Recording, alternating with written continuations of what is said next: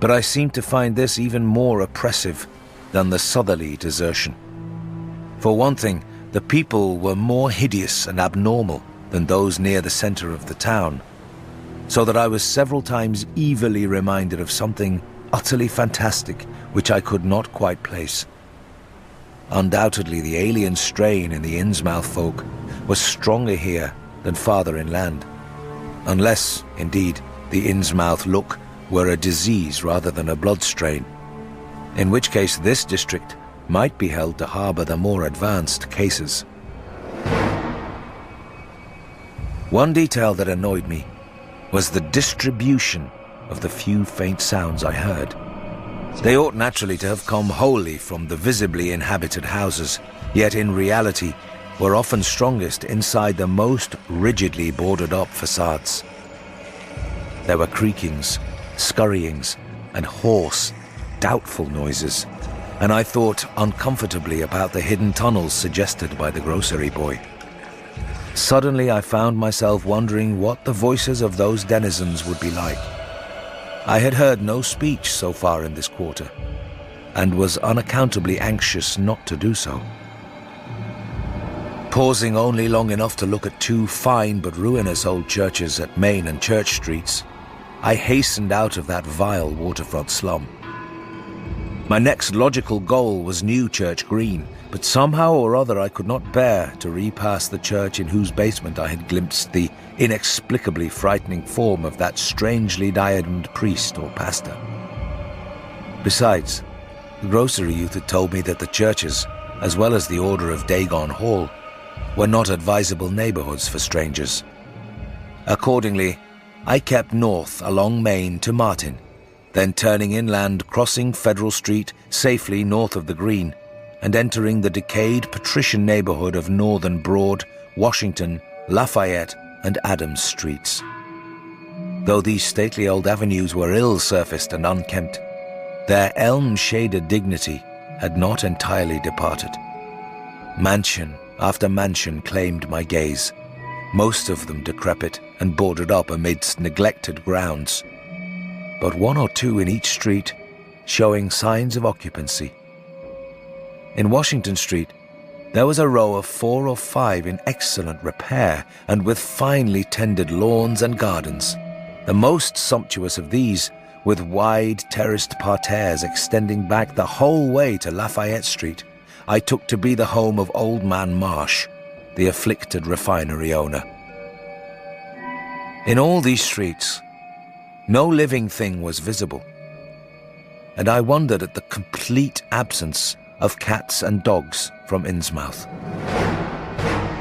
Another thing which puzzled and disturbed me, even in some of the best preserved mansions, was the tightly shuttered condition of many third-story and attic windows. Furtiveness and secretiveness seemed universal in this hushed city of alienage and death, and I could not escape the sensation of being watched from ambush on every hand by sly, staring eyes that never shut.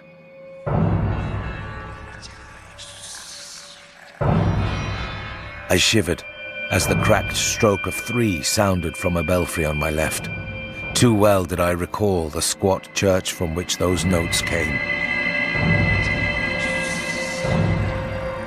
Following Washington Street toward the river, I now faced a new zone of former industry and commerce. Noting the ruins of a factory ahead, and seeing others with the traces of an old railway station and covered railway bridge beyond, up the gorge on my right. The uncertain bridge, now before me, was posted with a warning sign, but I took the risk and crossed again to the south bank, where traces of life reappeared. Furtive, shambling creatures stared cryptically in my direction, and more normal faces eyed me coldly and curiously. Innsmouth was rapidly becoming intolerable, and I turned down Payne Street toward the square in the hope of getting some vehicle to take me to Arkham before the still distant starting time of that sinister bus. It was then that I saw the tumble-down fire station on my left, and noticed the red-faced, bushy-bearded, watery-eyed old man in nondescript rags who sat on a bench in front of it, talking with a pair of unkempt but not abnormal-looking firemen. This, of course, must be Zadok Allen, the half-crazed, licorice nonagenarian whose tales of old Innsmouth and its shadow were so hideous and incredible. It must have been some imp of the perverse, or some sardonic pull from dark, hidden sources which made me change my plans as I did. I had long before resolved to limit my observations to architecture alone, and I was even then hurrying toward the square in an effort to get quick transportation out of this festering city of death and decay.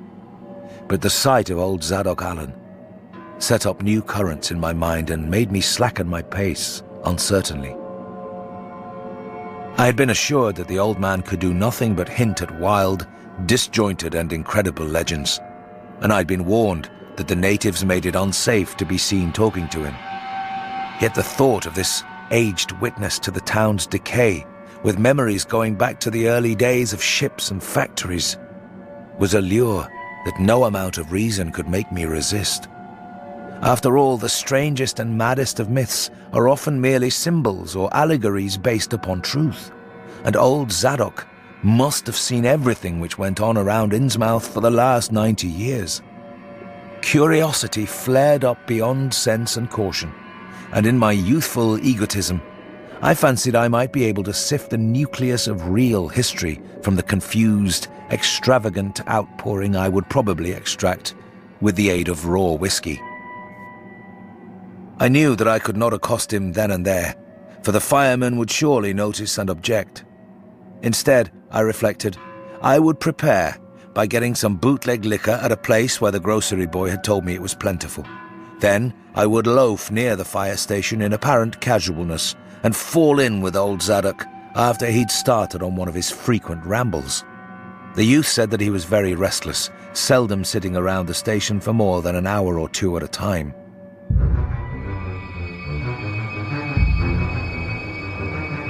A quart bottle of whiskey was easily, though not cheaply, obtained in the rear of a dingy variety store just off the square in Elliott Street.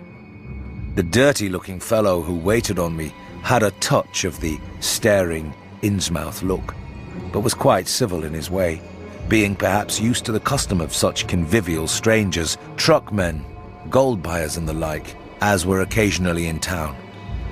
Re-entering the square, I saw that luck was with me, for, shuffling out of Paint Street around the corner of the Gilman house, I glimpsed nothing less than the tall, lean, tattered form of old Zadok Allen himself. In accordance with my plan, I attracted his attention by brandishing my newly purchased bottle, and soon realized that he'd begun to shuffle wistfully after me as I turned into Waite Street on my way to the most deserted region I could think of. I was steering my course by the map the grocery boy had prepared, and was aiming for the wholly abandoned stretch of southern waterfront which I had previously visited. The only people in sight there had been the fishermen on the distant breakwater, and by going a few squares south, I could get beyond the range of these, finding a pair of seats on some abandoned wharf, and being free to question old Zadok unobserved for an indefinite time. Before I reached Main Street, I could hear a faint and wheezy, "Hey, mister," behind me, and I presently allowed the old man to catch up and take copious pulls from the quart bottle. I began putting out feelers as we walked along to Water Street and turned southward amidst the omnipresent desolation and crazily tilted ruins, but found that the aged tongue did not loosen as quickly as I had expected. At length, I saw a grass-grown opening toward the sea between crumbling brick walls, with the weedy length of an earth and masonry wharf projecting beyond. Piles of moss-covered stones near the water promised tolerable seats, and the scene was sheltered from all possible view by a ruined warehouse on the north. Here, I thought, was the ideal place for a long secret colloquy. So, I guided my companion down the lane and picked out spots to sit in amongst the mossy stones. The air of death and desertion was ghoulish, and the smell of fish almost insufferable. But I was resolved to let nothing deter me. About 4 hours remained for conversation if I were to catch the 8 o'clock coach for Arkham, and I began to dole out more liquor to the ancient tippler, meanwhile eating my own frugal lunch. In my donations, I was careful not to overshoot the mark, for I did not wish Zadok's vinous garrulousness to pass into a stupor. After an hour, his furtive taciturnity showed signs of disappearing, but much to my disappointment, he still sidetracked my questions about Innsmouth and its shadow-haunted past. He would babble of current topics, revealing a wide acquaintance with newspapers and a great tendency to philosophize in a sententious village fashion. Toward the end of the second hour, I feared my quart of whiskey would not be enough to produce results, and was wondering whether I'd better leave old Zadok and go back for more. Just then, however, chance made the opening which my questions had been unable to make, and the wheezing ancient's rambling took a turn that caused me to lean forward and listen alertly. My back was toward the fishy-smelling sea, but he was facing it, and something or other had caused his wandering gaze to light on the low, distant line of Devil Reef, then showing plainly and almost fascinatingly above the waves. The sight seemed to displease him, for he began a series of weak curses which ended in a confidential whisper and a knowing leer. He bent toward me, took hold of my coat lapel, and hissed out some hints that could not be mistaken.